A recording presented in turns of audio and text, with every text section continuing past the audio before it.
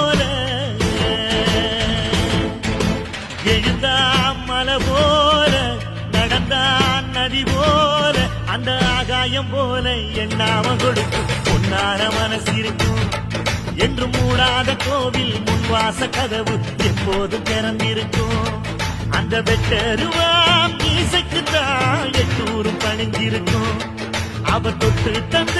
நெல்லு மணி முப்போக விளைஞ்சிருக்கும்